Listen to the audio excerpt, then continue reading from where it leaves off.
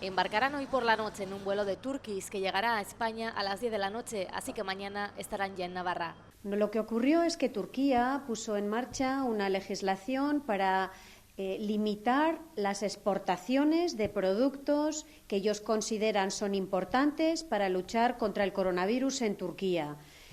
Y ahí se quedaron, en ese momento, quedaron varados los respiradores que habían sido fabricados en Turquía y que venían a Navarra. 12 respiradores que llegan para reforzar las UCIs de nuestra comunidad. La propia ministra de Exteriores contaba en Navarra Televisión cómo han sido las gestiones diplomáticas con Turquía, que finalmente ha optado por la vía de la solidaridad.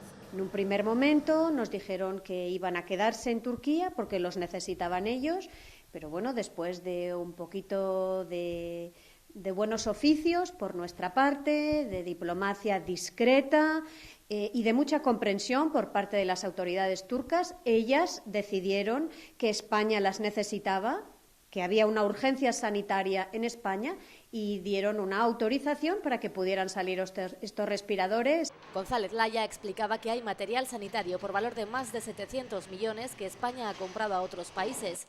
Y hay también compras por parte de las comunidades autónomas. Las comunidades autónomas han sido siempre libres de hacer sus propias compras.